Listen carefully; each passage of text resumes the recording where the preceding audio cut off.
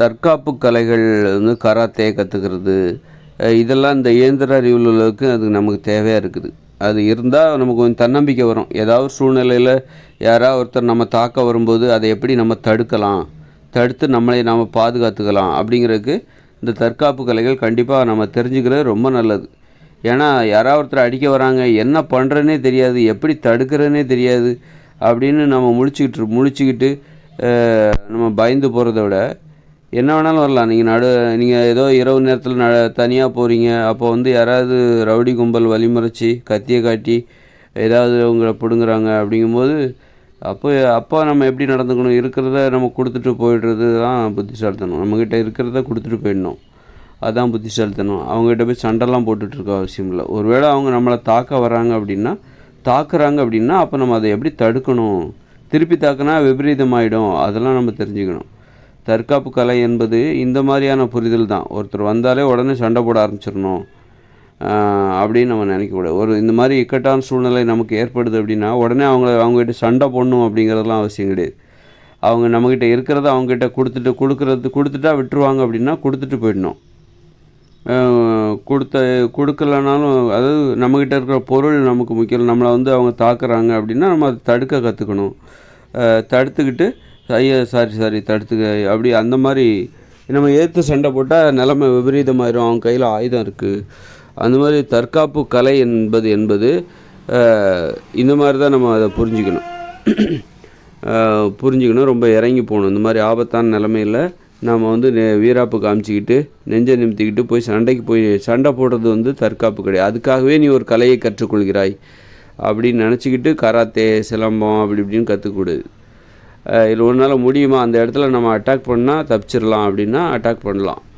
Attack பண்ணால் தோற்றுருவோம் அப்படின்னா அந்த இடத்துல நம்ம பணிஞ்சு அமைதியாக போயிடணும். நம்மக்கிட்ட ஏதாவது கேட்குறாங்க, நம்மக்கிட்ட இருக்கிற பொருளை கொள்ளையடித்து போக ஆசைப்படுகிறார்கள் என்றால் அதை கொடுத்துடலாம். நம்ம திருப்பி அவங்கள தாக்கி அது விபரீதமாகி அவங்க ஏதாவது கத்தி வச்சுருப்பாங்க, நம்மளை விட்டு கிழிச்சு விட்ருவாங்க, அப்போது ஆபத்து இருக்குது. அதனால் அந்த மாதிரி நேரத்தில் நீங்கள் அமைதியாக இருக்கணும். அமைதியாக இருந்துட்டு உங்களுக்கு கராத்தே தெரிஞ்சிருக்கலாம், எது வேணாலும் தெரிஞ்சிருக்குங்கிறதுக்காகவே அதுக்காக தான் நம்ம கற்றுக்கிட்டோம் அப்படின்னு சொல்லிட்டு அதை அவங்ககிட்ட காட்டினீங்கன்னா விபரீதமாக போயிடும். இல்லை நம்மக்கிட்ட ஒரு கராத்தே கற்றுருக்கோம், ஏதோ ஒரு தற்காப்பு கலையை நம்ம கற்று வச்சுருக்கோம், இந்த இடத்துல அதை பயன்படுத்தினா நம்ம ஜெயிக்க முடியும் அப்படின்னா அந்த இடத்துல நம்ம அதை பயன்படுத்தலாம். முடியும்னு உறுதியாக தெரிஞ்சால் பண்ணலாம். சந்தேகமாக இருந்துச்சுன்னா கூட இந்த மாதிரி முயற்சி எடுக்கக்கூடாது. இந்த மாதிரி விஷயங்களில் ரிஸ்க் எடுக்கக்கூடாது. அதனால் தற்காப்பு கலைங்கிறது தான். சில விஷயத்த வேடிக்கை பார்க்கணும், சில விஷயத்தில் உதவி பண்ணணும். எந்த விஷயத்த வேடிக்கை பார்க்கணுமோ அந்த விஷயத்த வேடிக்கை பார்க்கணும். இப்போ வந்து யாராவது ஆக்சிடெண்ட் ஆகிடுச்சு, அந்த இடத்துல போய் நம்ம உதவி பண்ணணும், அந்த இடத்துல போய் வேடிக்கை பார்க்கக்கூடாது. அதே நேரத்தில் இங்கே ஏதாவது ஒரு ரவுடிகள் வந்து கத்தி அருவா கம்பியோடு வந்து சண்டை போட்டுட்ருக்காங்க, யாரையோ ஒருத்தர் குத்திக்கிட்டு இருக்காங்க அப்படிங்கும்போது அந்த இடத்துல நம்ம வந்து வேடிக்கை தான் பார்க்கணும்.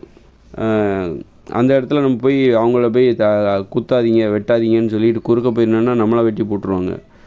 அது மாதிரிலாம் இருக்குது. இல்லை வேறு பாதுகாப்பாக அந்த காட்சியை வேறு என்ன செய்ய முடியும், ஒரு வீடியோ ரெக்கார்ட் பண்ணலாம் அவங்களுக்கு தெரியாமல். அந்த மாதிரி வேறு வகையில் எந்த வகையில் அந்த செயலில் நாம் வந்து நம்முடைய பங்களிப்பை ஆற்ற முடியும், நமக்கு பாதுகாப்பாகவும் இருக்கணும். நம்முடைய உயிரை பணயமாக வச்சு எந்த சாகசத்துலேயும் ஈடுபட முடிஞ்சு அது விபரீதமாக போயிடக்கூடாது. அதனால் தற்காப்பு கலை என்பது எந்த இடத்துல சமூக நிலவரத்தை புரிஞ்சுக்கணும்.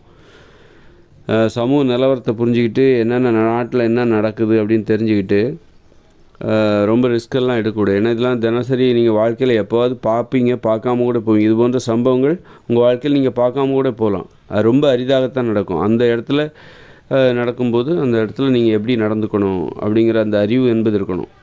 ரொம்ப உணர்ச்சி வசப்பட்டு போய் வீரத்தை காமிச்சு, அதாவது சண்டை நடந்து போய் விலைக்கு விட்டவங்களுக்கெல்லாம் கூட செத்து போனவங்க இருக்காங்க.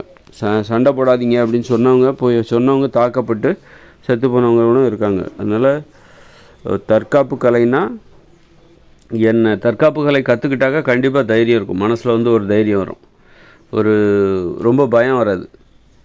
இப்போ தற்காப்பு கலை நமக்கு தெரிஞ்சதுன்னா நம்ம எந்த இரவல் கூட நம்ம கொஞ்சம் தனியாக போயிட்டு வர்றதுக்கு நமக்கு கொஞ்சம் தைரியம் இருக்கும். அது இல்லைன்னா நமக்கு கொஞ்சம் பயம் இருக்க தான் செய்யும். அதனால் பேசிக்காக எல்லாத்துக்கும் ஒரு தற்காப்பு கலை இந்த இயந்திர அறிவியல் உலகில் தேவை. ஆனால் இயற்கையோடு இணைந்த மனித வாழ்க்கையில் அது தேவையில்லை. தற்காப்பு கலைக்கெலாம் அங்கே அவசியம் இல்லை. ஏன்னா இயற்கை 2040க்கு அப்புறம் இயற்கையோடு இணைந்த மனித வாழ்க்கை வரப்போகுது. அங்கே வந்து பணம் என்கிற நடைமுறை கிடையாது, நகை என்கிற தங்க நகை என்கிற நடைமுறை கிடையாது. அது தங்கத்துக்கு மதிப்பு கிடையாது, பணத்துக்கு மதிப்பு கிடையாது. அப்புறம் எதுக்காக உங்களை வந்து வழிபறித்து கொள்ளையெல்லாம் அடிக்க போகிறாங்க? அங்கே யாரும் வந்து நைட்டானால் எல்லோரும் அவங்கவுங்க குடிசையில் படுத்து தூங்க போகிறாங்க. ஒரு ஊர் விட்டு ஊர் யாரும் வாகனத்தில் பயணிப்பது கிடையாது. அங்கே வாகனமே கிடையாது, முதல்ல வாகனங்களே கிடையாது. அதனால் இரவு நேரத்தில் எல்லோரும் தூங்குவாங்க, இந்த உலகமே தூங்கும் இரவு நேரத்தில். ஆனால் இன்றைக்கி இரவு நேரத்தில் உலகம் தூங்குதா? நிறைய தொழிற்சாலைகள் இரவு நேரத்தில் தான் இயங்குது. வாகனங்கள் போயிட்டு வந்துகிட்டு இருக்குது. நைட்டில் தான் நிறைய வாகனங்கள் போகுது. நைட்டில் நிறைய மக்கள் முடிச்சிருந்து வேலை பார்த்துட்ருக்காங்க. ஆனால் இயற்கையோடு இணைஞ்ச மனித வாழ்க்கையில் நைட்டுனாலே இப்போ என்ன, அது குடிசையில் படுத்து தூங்க ஆரம்பிச்சிருவாங்க.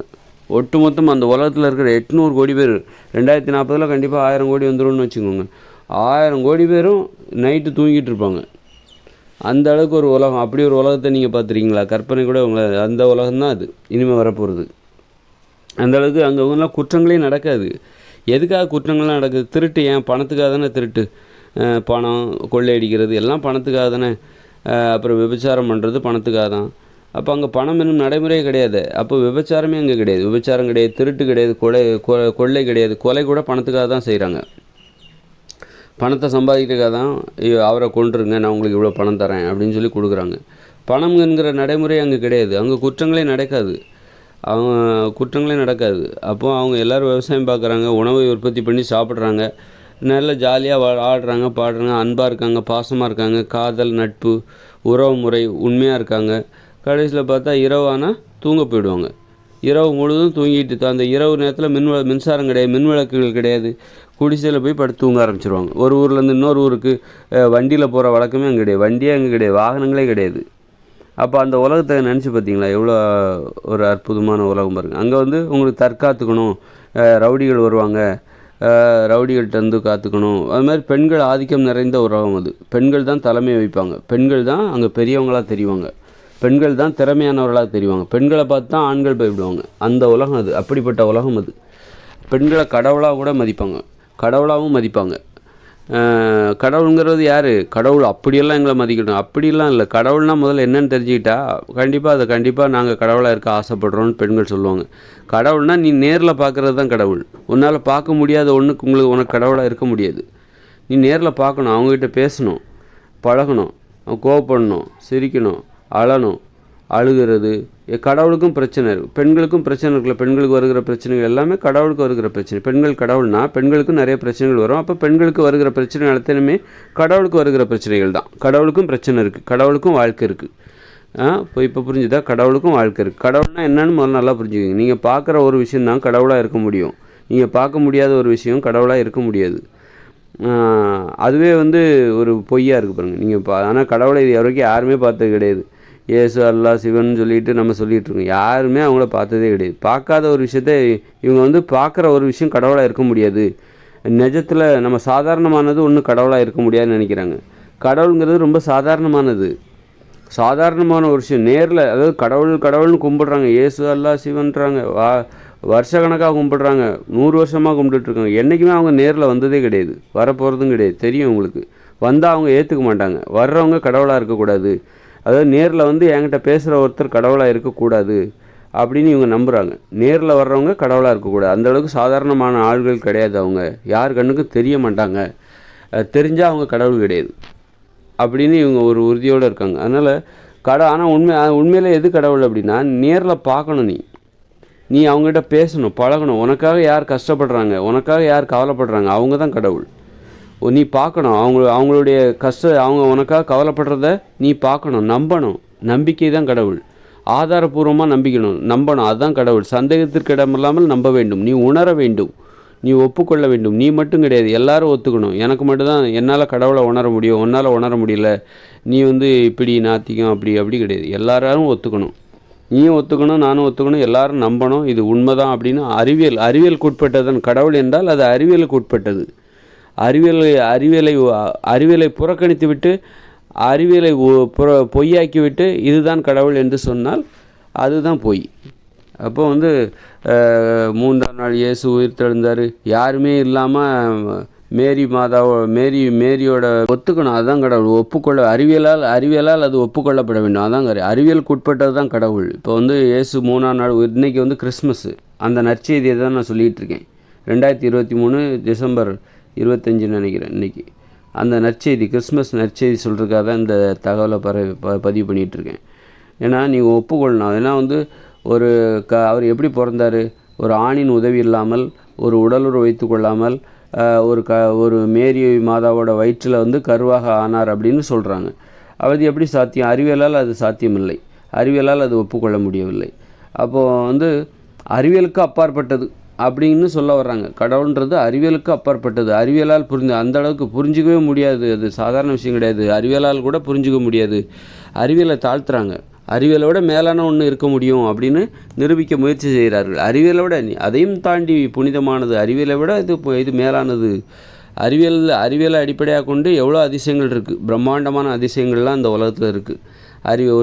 ஒரு பெண்ணின் வயிற்றில் ஒரு குழந்தை உருவாகி 10 மாதம் கழித்து அந்த குழந்தை வெளியே வருது பாருங்க. இதை விட அதிசயம் இந்த உலகத்தில் என்ன இருக்குது? இது வந்து என்றைக்குமே அதிசயமாக இருக்கும், வியப்பாக இருக்கும். இது வழக்கமான ஒன்று, சாதாரண பழகி போன ஒன்றா இருக்காது. இது தெரிஞ்ச கதை தானே அப்படின்னு நீ சொல்லவே முடியாது. என்றைக்குமே இது உனக்கு அதிசயம்தான்.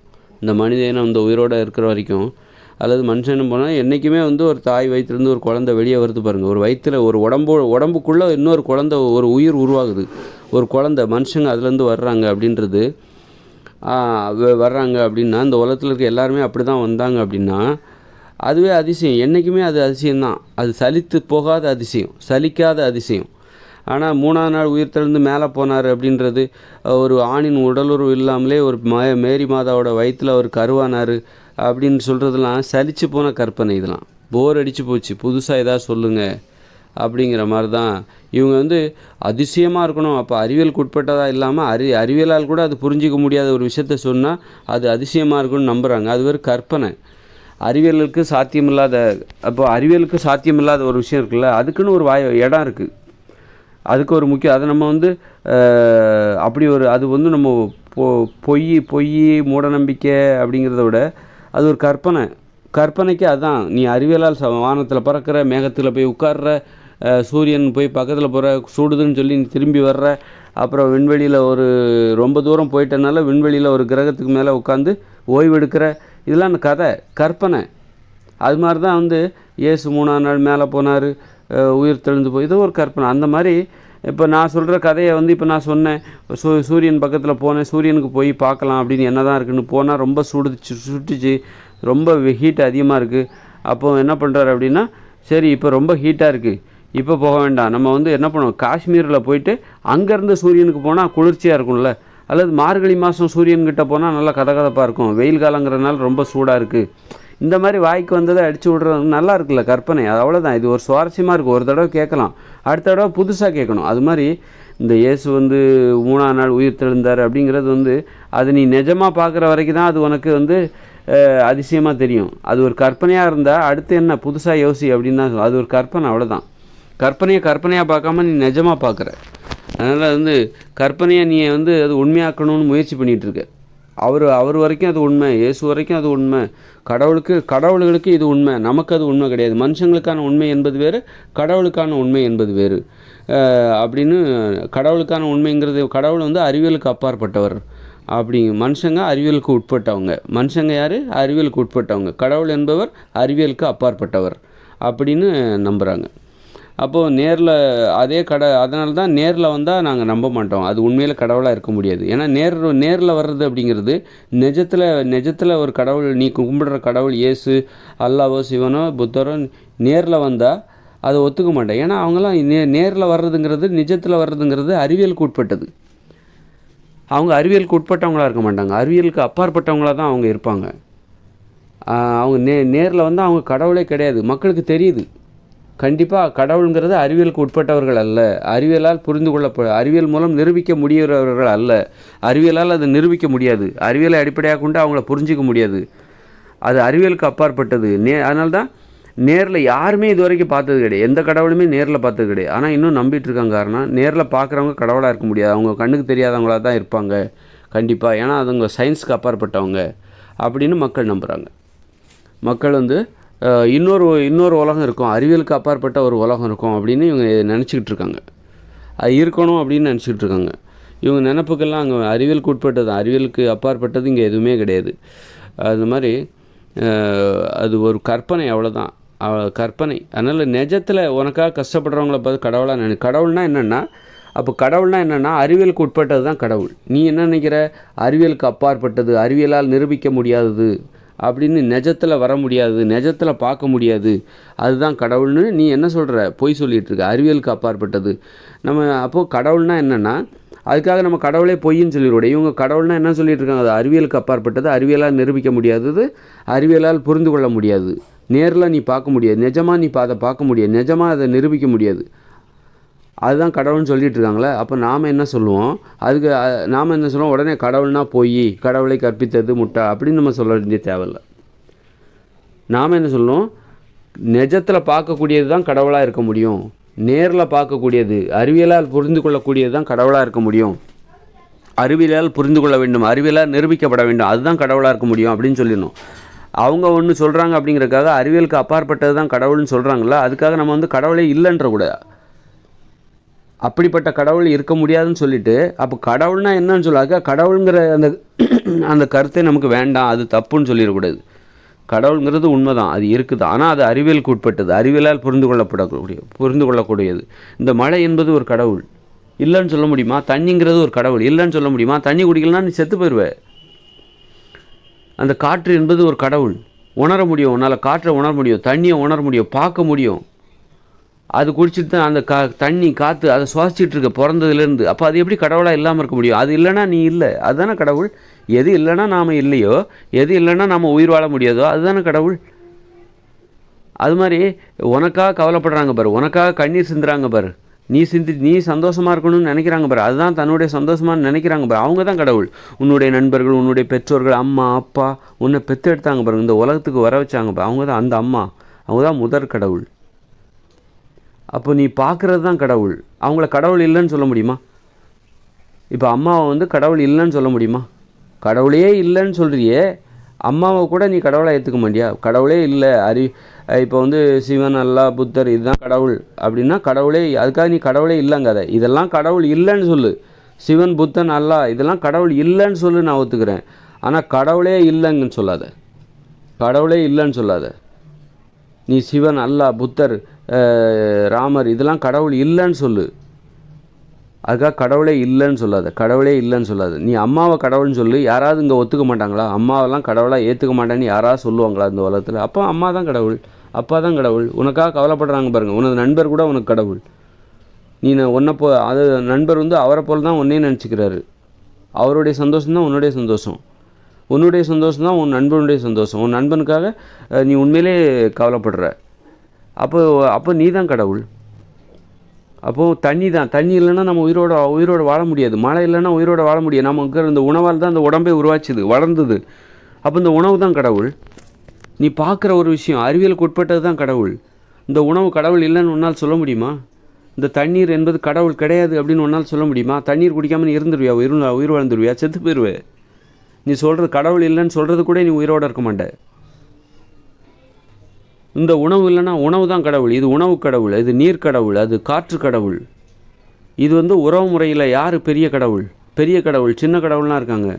அம்மா, அப்பா, சித்தப்பா, இந்த உறவு முறை இருக்குல்ல, பெரிய உறவு முறை. அம்மா, சித்தப்பா, அம்மா, அப்பா, சித்தப்பா, சித்தி, மாமா, அத்தை, அக்கா, அண்ணன், இதெல்லாம் வந்து மதிப்பு வாய்ந்த கடவுள்கள், கடவுளின் பெயர்கள். இதெல்லாம் கடவுளின் பெயர்கள். இதெல்லாம் அம்மா, அப்பா, உறவுமுறை என்பது கடவுள். பார்த்தீங்களா எவ்வளோ? இது வந்து நான் தான் ஏதோ அப்படியே வர்ணித்து பேசுகிறேன், வாய்ஜாலம் பண்ணல, வாய்ஜாலம் பண்ணிகிட்ருக்கல, பேச்சில் வந்து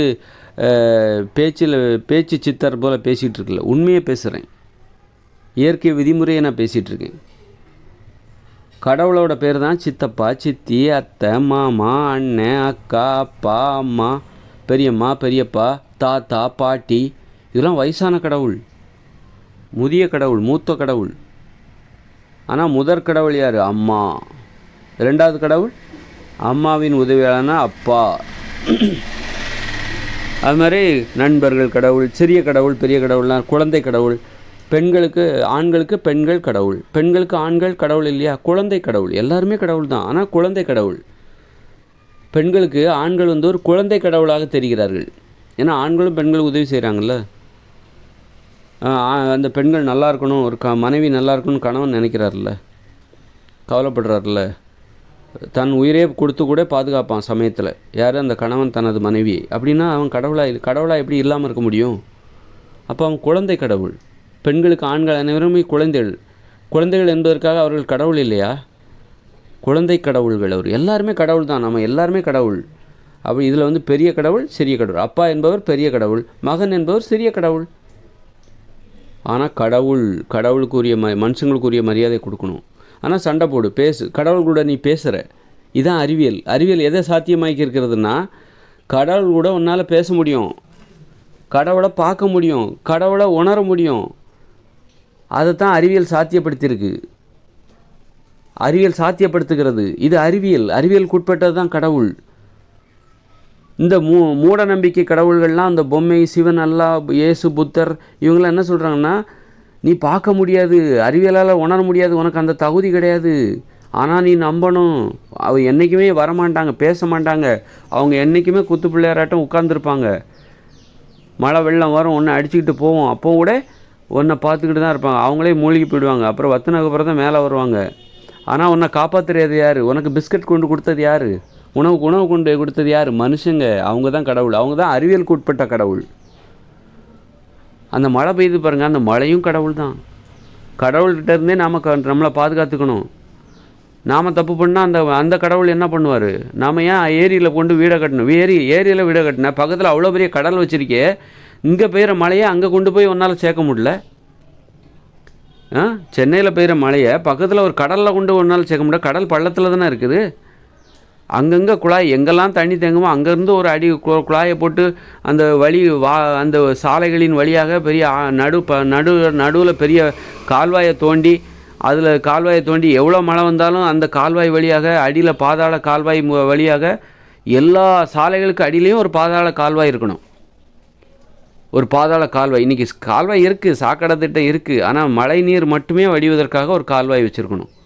இது மழை நீரை அப்படியே பத்திரமா கடலுக்கு கொண்டு போய் சேர்க்கறதுக்காக. ஏன்னா இப்போ ஒரு மிக்ஜாம் புயல் வந்திருக்கு 2023. இன்னொரு புயல் உடனே வராதுன்னு இப்போ நான் வந்து கிறிஸ்மஸில் பேசிகிட்டு இருக்கேன். இன்னொரு புயல் வராதுன்னு எப்படி சொல்கிறீங்க? இன்னொரு புயல் வந்துன்னா சென்னையே மூழ்கி போயிடும். இனிமேல் இப்படியே விட்டாச்சுன்னா, அலட்சியமாக இருந்தாச்சுன்னா, சென்னையில் ஒரு புயல் வந்துச்சுன்னா எல்லோரும் என்ன பண்ணுவாங்க? புயல் வரப்போகுதுன்னு தெரிஞ்சாலே காரு, பஸ்ஸு எல்லாத்தையும் எடுத்துகிட்டு தீபாவளிக்கு விடுமுறைக்கு ஊருக்கு போன மாதிரி எல்லாம் போயிட்டு அந்த புயல் கிளம்பி போனதுக்கப்புறம் வருவாங்க. அப்போ அரசாங்கம் என்ன பண்ணணும் அப்படின்னா, புயல் இனிமேல் வரப்போகுதுனாலே அது சென்னையை தாக்குறதுக்கு வாய்ப்பு இருக்குன்னு தெரிஞ்சால் கூட இல்லாமல் கூட போகலாம், அப்படியே ஆந்திரா பக்கம் போகலாம். ஆனால் லீவ் விட்ருங்க, கவர்மெண்ட் லீவ் விட்ருங்க. சென்னைக்கு அது எந்த ஊரில் மழை வருதோ அந்த ஊருக்கு ஒரு 2 நாள் வர்றதுக்கு வாய்ப்பு இருக்கா, 2 நாளைக்கு முன்னாடி லீவ் விட்ருங்க. அந்த மக்கள்கிட்ட சொல்லிடுங்க, நீங்கள் பாதுகாப்பான ஒரு ஊருக்கு போயிட்டுருங்க. புயல் கரையை கடந்த பிறகு உங்கள் வீட்டில் உங்கள் பொருளெல்லாம் பத்திரமா எடுத்து வச்சுருங்க. உங்கள் வீட்டையே நீங்கள் என்ன பண்ணுங்கள், வீடு கட்டுறதா இருந்தால் ஒரு 6 அடி உயரத்துக்கு மேலே கட்டுங்க. அப்புறம் புயல் உங்கள் பகுதியை தாக்க போகுது அப்படின்னு கணிக்கிறாங்க அப்படின்னா அது கடந்து கூட போகலாம். ஆனால் இப்போ சென்னையை தாக்க போகுது அப்படின்னாலே போகுது அப்படின்னு சொல்கிறாங்க. தாக்குவதற்கு வாய்ப்பு இருக்குது. இல்லை அந்த பக்கமாக போனாலே மிக்ஜாம் புயல் அந்த பக்கமாக போச்சுது, அதுக்கே இவ்வளோ மழை. அந்த பக்கமாக ஆந்திராவுக்கு போச்சுது, 200 கிலோமீட்டர் தூரத்தில்ங்க போச்சுது, அதுக்கே இவ்வளோ மழை. அப்படி அந்த மாதிரி ஒரு புயல்னால சென்னைக்கு மழை வரப்போகுது, அல்லது புயல் வந்து சென்னையில் கரையை கடக்க போகுதுனாலே லீவ் விட்டுறலாம். லீவ் விட்டு எல்லோரும் ஊருக்கு போயிருங்க. தீபாவளிக்கு ஊருக்கு போகிற மாதிரி, பொங்கலுக்கு முடிஞ்சவொடனே திரும்பி வருவாங்களா, அது மாதிரி வாங்க. தற்காலிகமாக இது ஒரு நிரந்தர தீர்வு. இல்லைனா வந்து 10 லட்ச ரூபா கார் வீணாக போகும். 2 நாள் லீவு போட்டால் 2 நாள் சம்பளம் தான் போகும் வேலை. அதுவே 2 நாள் லீவு போட்டால் அவங்க 10 லட்ச ரூபா காரு, பைக்கு எல்லாத்தையும் பாதுகாக்கலாம். பைக்கு இருக்கிற பொருட்கள் எதாவது அந்த மாதிரி இனிமேல் அப்படி ஒரு நடைமுறை கடைபிடித்துங்க. பக்கத்தில் அவ்வளோ பெரிய கடல் இருக்குது. அந்த கடலில் எல்லா சாலைகள் எல்லா இடத்துலையுமே இருக்குல்ல, எல்லா தெருவுலையும் மெட்ராஸ் முழுக்க சாலைகள் இருக்குல்ல, சாலை நடுவில் ஒரு கால்வாய் அமைங்க, பாதாள கால்வாய், பெரிய குழாய் அமைங்க. அது போய் கடைசியில் முடிகிற இடம் எல்லா குழாயும் இணைங்க. எல்லா சாலைக்கு அடியிலும் குழாய் இணைப்பு கொடுத்து அந்த கூவத்தோடு அதை இணைங்க. கூவத்தை அகலப்படுத்துங்க. அது சுற்றுச்சுவரை காங்கிரீட்டால் சுற்றுச்சுவர் இரு பக்க கரைகளை எழுப்புங்க, அகலப்படுத்துங்க, ஆழப்படுத்துங்க. அப்புறம் வந்து அந்த கூவத்தோட அந்த கால்வாயை கொண்டு அந்த சாலைகளுக்கு அடியில் மழை நீர் மட்டுமே ஓடுவதற்காக நம்ம உருவாக்கப்பட்ட அந்த சாலைகளுக்கு அடியில் உள்ள அந்த கால்வாய்களை கூவாத்தில் கொண்டு விடுங்க. கூவாத்தில் உள்ள தண்ணி அப்படியே கடலுக்கு போயிடும். இவ்வளோ அற்புதமான ஒரு வாய்ப்பை வச்சுக்கிட்டு ஏன் தண்ணிக்குள்ளே மூழ்கிறீங்க? மழையும் கடவுள் தான். அப்போ மழை அந்த கடவுள்கிட்ட வந்து நம்மளை பாதுகாத்துக்கணும். பெண்களும் கடவுள் தான்னா அவங்க எப்போ என்ன செஞ்சாலும் சும்மா இருப்பாங்களா? அவங்ககிட்ட நம்ம ஜாக்கிரதையாக பேசணும், பணிவாக பேசணும், அவங்களுக்கு மரியாதை கொடுக்கணும். அப்போ தான் அவங்களுக்கு அது மாதிரி மழையும் கடவுள் தான். ஆனால் அந்த மழைகிட்ட நம்ம எப்படி நடந்துக்கணும்? நீ மழையும் கடவுளுங்கிறக்காக ஒன்றை வந்து தாளாட்டாது. நீ ஒழுங்காக நடந்துக்கணும், அதை பார்த்து பயப்படணும், அதை புரிஞ்சுக்கணும். புரிஞ்சுக்கிட்டு அதுக்கு தகுந்த மாதிரி ஒன்று நீ தற்காத்துக்கணும். அது மாதிரி பெரியவங்க கடவுள் தான். அதுக்காக நீ என்ன பண்ணாலும் அவங்க சும்மா இருப்பாங்களா? அவங்ககிட்ட பணிவாக நடந்துக்கிட்டால் அவங்க உனக்கு வந்து நன்மை செய்வாங்க, நல்லது நினைப்பாங்க. அதனால் இதுதான் அறிவியலுக்கு உட்பட்ட கடவுள். கடவுள் என்பது அறிவியலுக்கு உட்பட்டது, அதை தெரிஞ்சுக்கோங்க. அறிவியலுக்கு அப்பாற்பட்டது கடவுள் அப்படின்னு சொல்கிறாங்க, அதுதான் மூட நம்பிக்கை. அறிவியலுக்கு உட்பட்டது தான் கடவுள். இயேசு இல்லைன்னா நீ அறிவியலுக்கு அப்பாற்பட்ட கடவுள் நீ சொல்ல பார்த்தியா? இயேசு இல்லைன்னா நம்ம உயிரோட வாழ முடியும்? இயேசு இடையில தான் வந்தார். அதுக்கு முன்னாடிலாம் 1,00,000 வருஷமாக அந்த உலகத்தில் மனுஷங்க வாழ்ந்துட்டு இருந்தாங்க. 1,00,000 வருஷத்துக்கு மேலே வாழ்ந்துட்டு இருந்தாங்க. அல்லாவோ இயேசுவோ சிவனோ புத்தரோ இடையில வந்தாங்க. இடையில வந்தது இடையிலே போயிடும். ஆனால் அந்த தண்ணி இந்த உலகத்தில் கோடிக்கணக்கான வருஷமாக அந்த உலகத்தில் பூமியில் இருக்குது. தண்ணீர் தான் கடவுள். மனுஷங்க வர்றதுக்கு முன்னாடியே அந்த கடவுள் இங்கே இருக்கிறாரு. காற்றுங்கிற கடவுள் இந்த உலகத்தில் இருக்கிறாரு. அதனால் அதுதான் கடவுள். அதனால் வந்து நாம் வந்து கடவுளை நேராக பார்க்கணும். அதுதான் கடவுள். நிஜத்தை பார்க்கணும். நிஜமானது தான் கடவுள். நிஜம்தான் கடவுள். நிஜம் நம்மளால் பார்க்க முடியாத ஒன்று கடவுளாக இருக்க முடியாது. அது வந்து பொய், கடவுளுக்கு அப்பாற்பட்டது. நீ நேரில் பார்த்துட்டேன்னா அப்புறம் இடைத்தரகர்களுக்கு என்ன வேலை? கடவுளுக்கும் உனக்கும் கனெக்ட் பண்ணுறது தான் எங்களுடைய வேலை. கடவுளுக்கும் உனக்கும் எனக்கு கனெக்ட் பண்ணுற அந்த புரோக்கர் வேலையை யார் செய்வா? அப்புறம் புரோக்கர் வேலையை நம்பி தான் நாங்கள் இருக்கிறோம். இந்த பாதிரியார்கள், கன்னியாஸ்திரிகள், சாமியார்கள், இந்த மாதிரி இமாம்கள், அப்படி இது இவங்க எல்லாருமே கடவுளுக்கும் மக்களுக்கும் இணைப்பு கொடுக்குறேன்னு சொல்கிற புரோக்கர்கள். அதுதான் அவங்களுடைய வாழ்வாதாரம், அதுதான் அவங்களுடைய தொழில். அதை நம்பி தான் அவங்க வாழ்ந்துட்டுருக்காங்க. அப்படி இருக்கும்போது அந்த வேலைக்கு அப்புறம் ஆப்பு வச்சிடக்கூடாதுல்ல. அப்போ இது ஒரு வணிகம் சார்ந்தது. அதனால தான் ஏன் அறிவியலால் புரிந்து கொள்ள முடியாதுன்னு அவங்க ஏன் நான் சொன்னாங்கன்னா, அப்போ தான் அவங்க அந்த வேலையை அவங்களுக்கு, அந்த வேலை வாய்ப்பு அவங்களுக்கு தக்க வைக்கப்படும், அந்த வேலை வாய்ப்பு அவங்களுக்கு கிடைக்கும். இல்லைன்னா வேலை போயிடும், பொழப்புக்கு ஒன்றும் பண்ண முடியாது. நீ புரிஞ்சிக்க முடியும். நீ தண்ணி தான் கடவுள்னா அப்புறம் வந்து நான் ஏன்பா உங்ககிட்ட வரணும்? நான் எதுக்கு உனக்கு வந்து தட்டை கொடுத்து அர்ச்சனை பண்ணணும்? எதுக்கு வந்து நீ பாதிரியார் வந்து பூஜை பண்ணணும்? தண்ணி தான் கடவுள், காற்று தான் கடவுள், உணவு தான் கடவுள், அப்பா அம்மா தான் கடவுள்னா நான் ஏன் சர்ச்சுக்கு வரணும்? உனக்கு ஏன் காசு தரணும்? நீ ஏன் அதை வச்சு பிழைக்கணும்? உன் பொழப்பு கெட்டு போயிருமே. அதனால தான் அறிவியலுக்கு அப்பாற்பட்டது கடவுள்னு ஏன் சொன்னாங்க அப்படின்னா, பொழப்பு கெட்டு போயிடும். அப்போ தான் பொழப்பு நடக்கும். அதையே அப்படி சொல்லியே பொழப்பு நடத்துகிறவங்களோட பொழப்பு அப்போ தான் நடக்கும். அப்போ அறிவியலுக்கு அப்பாற்பட்டது, அறிவியலுக்கு உட்பட்டது தான் கடவுள் அப்படின்னா, அந்த கடவுளை வச்சு பிழைக்கிறாங்க பாருங்கள், அந்த வியாபாரம் கெட்டு போயிடும், அந்த வணிகம் கெட்டு போயிடும், அந்த அவர்களுடைய வாழ்வாதாரம் வழி இல்லாமல் போயிடும். வேறு வேலையை பார்க்க வேண்டிய அவசியம் வந்துடும், காய்கறி வியாபாரம் பண்ண வேண்டிய அவசியம் வந்துடும். அதனால் வந்து கிறிஸ்மஸ் செய்தி தான். இப்போ வந்து கிறிஸ்மஸ்ஸு இன்றைக்கி 2023 டிசம்பர் 25 கிறிஸ்மஸ் நற்செய்தியாக இந்த செய்தியை நான் பதிவிடுகிறேன். முறையாக நான் என் முகத்தை வீடியோவில் காமிக்கிறேன். ரொம்ப கூச்சப்பட்டுட்டு இருந்தேன், ரொம்ப அதனால தான் வந்து ஆடியோவாக என்னுடைய இது பதிவு பண்ணிட்டு இருந்தேன். இது வரைக்கும் பாருங்கள் 2233 ஆடியோவை, வெறும் ஆடியோவே நான் போட்டுட்டு இருந்தேன். என் முகத்தை காட்டுறதுக்கு எனக்கு கொஞ்சம் கஷ்டம், கூச்சமாக, தாழ்வு மனப்பான்மையோடு இருக்கலாம். கண்டிப்பாக அது தாழ்வு மனப்பான்மை தான். விமர்சனத்துக்கு பயந்து தான் வெறுமனே ஆடியோ மட்டுமே போட்டுட்டு இருந்தேன். ஆனால் இப்போ ஏன் நான் வந்து வீடியோ போடுறேன் அப்படின்னா, அது எதனால் எனக்கு தாழ்வு மனப்பான்மை வந்திருக்கும் அப்படின்னா, நான் வந்து எதனால் தாழ்வு மனப்பான்மை வந்திருக்கும், ரொம்ப காலமாக ஆராய்ச்சி பண்ணலையா. ஒரு பிழைப்புவாதியாக வாழ்ந்துட்டேன். ஒரு லட்சியவாதியாக எப்படி வாழ்வது என்பது தெரியாமல் ஒரு பிழைப்புவாதியாகவே வாழ்ந்துட்டேன். அதனால் எனக்கு தாழ்வு மனப்பான்மை. நீ ஒரு லட்சியவாதி, உங்களோட லட்சியத்தை கண்டுபிடிக்கணும். அப்போ தான் உங்களுக்கு பிடிச்ச வேலையை கண்டுபிடிக்கணும். அப்போ தான் உங்களுக்கு தாழ்வு மனப்பான்மை போகும். அதை கண்டுபிடிக்காதனால தான் எனக்கு தாழ்வு மனப்பான்மை. எனக்கு முகத்தை காட்டுறதுக்கே இந்த மாதிரி வீடியோ, என் முகத்தை காட்டி வீடியோ போடுறதுக்கே எனக்கு அவ்வளோ தாழ்வு மனப்பான்மை. அது எப்படி சாத்தியம்? அதுக்கு நான் வேறு காரணம்னு சொல்லிட்டேன். முகத்தை காட்டி வீடியோ போட்டால் நான் 1 மணி நேரம் கூட ஒரு வீடியோ போடுறேன், 1.5 மணி நேரம் கூட ஒரு வீடியோ போட்டிருக்கேன், 2 மணி நேரம் கூட போட்டிருக்கேன், 2.25 மணி நேரம் அதிகமாக நான் போட்டிருக்கேன் ஒரு வீடியோவை.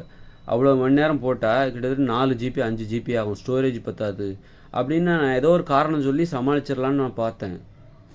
ஆனால் இவ்வளோ தூரம், ஆனால் இது படிப்படியாக வர்றேன், படிப்படியாக தான் நான் என் முகத்தை காட்டுறேன். நான் என்னுடைய கடமை செய்யும்போது தான் எனக்கு அந்த தைரியமே வருது, இந்த மக்கள்கிட்ட என் முகத்தை காட்டணும். ஏன்னா என் முகத்தை பார்க்கணுங்கிற ஆசை உங்களுக்கு இருக்கும் தானே. ஏன்னா மனித நிலையில் முழுமையடைந்த முதல் மனிதனாச்சே, இந்த மனித இனத்தின் ஒட்டுமொத்த வெற்றியோட அந்த பிரதிநிதியாச்சே நான், இப்போ வெற்றியின் வடிவமாச்சே. அதனால் என்னை பார்க்கணுன்னு இந்த உலகத்தில் எல்லாத்துக்கும் ஒரு ஆசை இருக்கும்ல. அறிவியலுக்கு உட்பட்ட அதிசயம் நான் யாருன்னா அறிவியலுக்கு உட்பட்ட அதிசயம். அறிவியல் எவ்வளோ பெரிய அதிசயத்தை காட்டுது பாருங்கள். இது வரைக்கும் என்னென்னோ சொன்னாங்க, அறிவியலுக்கு அப்பாற்பட்ட அதிசயமாக இயேசு அப்படி இப்படின்னு என்னவோ கதை சொன்னாங்க, இந்த கடவுள்களை கதை சொன்னாங்க, இயேசு கைலாய மலையில் சிவன் அப்படின்னு கதை சொன்னாங்க. நான் யாருன்னா அறிவியலுக்கு உட்பட்ட அதிசயம், மனித நிலையில் முழுமையடைந்தவன். இந்த அறிவியல்ங்கிறது எவ்வளோ பெரிய அதிசயம்.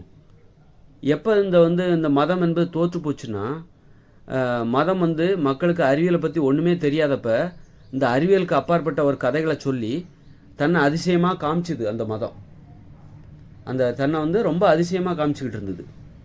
ஆனால் இந்த அறிவியல் அறிவியலை கண்டுபிடிக்க இந்த அறிவியல் மிகப்பெரிய அதிசயமாக இருக்குது. அந்த அறிவியலின் அதிசயத்துக்கு முன்னாடி இந்த மூட நம்பிக்கைகள், மதம் கற்பித்த அதிசயம் இருக்கு பேர், அது ஒன்றுமே இல்லை. அது வெறும் புளிச்சு போன கற்பனை, சலித்து போன கற்பனை அது. அப்போது இன்றைக்கி நான் மனித நிலையில் முழுமையடைந்தவன், நான் அறிவியலுக்கு உட்பட்ட ஒரு அதிசயம் அப்படின்னு தான் நான் என்ன நினைக்கிறேன். பாருங்கள், ஒரு மனித நிலையில் முழுமையடைந்த ஒட்டுமொத்த மனித இனத்தின் ஒரு வெற்றியின் ஒரு புள்ளி, இதை நோக்கி தான் வராங்க. மனித நிலையில் முழுமையடைய வேண்டும் என்பது தான் இந்த மனித இனத்தின் லட்சியம். அதை நோக்கி தான் இந்த மனித இனம் பயணித்து கொண்டு இருக்கிறது. நம்ம மனித நிலையில் முழுமையடைய வேண்டும். மனம் எனும் நோய் ஏற்பட்டதால் தான் நமது உடல் குரங்குகளாகவும் விலங்குகளாகவும் நாம் வாழ்ந்துக்கிட்டு இருந்தோம், காடுகளில் வாழ்ந்துக்கிட்டு இருந்தோம். மனம் எனும் நோய் ஏற்பட்டது, அது மரண பயத்தால் ஏற்பட்டது. அப்புறம் மனம் எனும் நோய் ஏற்பட்டதுனால நமது உடலில் மாற்றம் ஏற்பட்டது. அந்த மாற்றம்தான் மனித தோற்றம். அப்போது என்னைக்காவது நம்ம நிமிர்ந்து நடக்கிறது, ஒரு மனுஷங்களாக வாழணும்னா மொழியை கண்டுபிடிக்கணும், குடும்பத்தை கண்டுபிடிக்கணும், குடும்பம் என்கிற அமைப்பை கண்டுபிடிக்க வேண்டும், வார்த்தைகளை கண்டுபிடிக்கணும். நம்ம பேசுவதற்கு ஒருத்தர் பேசுகிறதுக்கு மொழியை கண்டுபிடிக்கணும், வார்த்தைகளை கண்டுபிடிக்கணும். வெறும் வார்த்தைங்கிறது வார்த்தை கிடையாது, உணர்வு, அது ஒரு வாழ்க்கை. ஒவ்வொரு வார்த்தையும் ஒவ்வொரு வாழ்க்கை. கட்டுப்பாடாக வாழ்ந்து தான் பல தலைமுறைகளாக, பல 100 1000 ஆண்டுகளாக கட்டுப்பாடாக வாழ்ந்து கட்டுப்பாடு என்கிற வார்த்தையை கண்டுபிடிச்சாங்க. பல 1000 ஆண்டுகளாக ஒழுக்கமாக வாழ்ந்து ஒழுக்கம் என்கிற வார்த்தையை கண்டுபிடிச்சாங்க. வார்த்தைங்கிறது வெறும் வார்த்தை இல்லை, அது வாழ்க்கை. பல 1000 ஆண்டுகால வாழ்க்கை, பல 1000 ஆண்டுகால அனுபவங்கள். ஒவ்வொரு வார்த்தையும் ஒவ்வொரு அனுபவம். அப்போ மனித இனம் மனித நிலையில் முழுமையடைய வேண்டும், மனுஷங்களாக வாழணும். எப்படி வாழணும்னு அவங்களுக்கு தெரியாது. இப்போ தான் அவங்க மனித நோய் ஏற்பட்டதால் விலங்கு தோற்றத்தை இழந்து 4 கையாக 2 கால் 2 கையோல நடந்தாங்க. இப்போ நிமிர்ந்துருக்காங்க. உடம்புல ரோமங்கள்லாம் கொட்டி போய் இப்போ ஒரு தோற்றம், மனித தோற்றம். இப்போ மனித நிலையில் முழுமையடைகிறாங்க. இப்போ எல்லாத்தையும் ஓரளவு கண்டுபிடிச்சாச்சு. சண்டை போடக்கூடாது, போரிடக்கூடாது, இந்த உணவுகளை சாப்பிடக்கூடாது, அந்த உணவுகளை சாப்பிடக்கூடாது, இதைத்தான் சாப்பிடணும், இதுதான் மனித உணவு, இப்படித்தான் வாழணும், இதை பேசக்கூடாது, கெட்ட வார்த்தை பேசக்கூடாது, இப்படி நடந்துக்கணும், அந்நியர்களிடம் நாம் எப்படி நடந்துக்கணும், பண்போட நடந்து கொள்ளணும். எல்லாருமே நம்ம சொந்தக்காரங்க தான். இதெல்லாம் நம்ம கற்றுக்கிட்டு நம்ம ஓகே, இப்போ நீங்கள் குவாலிஃபைடு, இப்போ நீங்கள் நுழைவுத் தேர்வில் வெற்றி பெற்று விட்டீர்கள், நீங்கள் மனித உயிராக வாழ்வதற்கு தகுதி பெற்று விட்டீர்கள். அந்த நிலை, அந்த தேர்ச்சி, அந்த புள்ளி, அதுதான் நான். அறிவியலுக்கு உட்பட்ட ஒரு மிகப்பெரிய அதிசயம். அறிவியலுக்கு உட்பட்ட அதிசயம் அது. இந்த பிரபஞ்சம் ஒரு அதிசயம் தானே. இந்த பிரபஞ்சம் எவ்வளோ பெரிய அதிசயம், போய்கிட்டே இருக்குது. எங்கே முடியுதுன்னா அப்போ எங்கே தொடங்குது? இந்த பிரபஞ்சம் போய்கிட்டே இருக்குது அப்படின்னா கண்டிப்பாக போயிட்டே இருக்குன்னா அதுக்கு ஒரு முடிவு இருக்கணும்ல. முடிவு இருந்தால் இன்னொன்று, அப்போ முடிவு இருந்தால் அங்கே ஒரு தொடக்கம் இருக்கணும்ல. குழப்பமாக இருக்குல்ல. அவ்வளோ நம்மளால் புரிஞ்சிக்கவே முடியல. அப்போ அறிவியல் நிகழ்த்துக்கிற அதிசயங்களில் மனித இனத்தின் ஒரு அதிசயமாக நான் இருக்கிறேன். தற்பெருமை கிடையாது, இது மனித இனத்தின் பெருமை. நான் என்ன அதிசயிக்கிறேன்னா நீங்களும் என்ன பெருமைப்படணும். நான்னா யார்? நான்னா மனித இனம், மனித இனத்தின் வெற்றி. என்னுடைய வெற்றி மனித இனத்தின் வெற்றி. அப்படி தான் நீங்கள் அதை புரிஞ்சுக்கணும். என்னை நீங்கள் இன்னொரு ஆளாக பார்க்காதீங்க. நீங்கள் தான் நான் தான் நீங்கள். என்னுடைய வெற்றி உங்களுடைய வெற்றி. இதுவரைக்கும் வாழ்ந்தாங்க, இதுவரைக்கும் மனித உயிர்களாக எத்தனை பேர் வாழ்ந்தாங்க, முயற்சி பண்ணாங்க, எல்லாருமே நீ பிறந்துட்டாலே அதுக்கான முயற்சி பண்ணி தான் ஆகணும், அதற்கான ஆராய்ச்சியில் ஈடுபட்டு தான் ஆகணும்.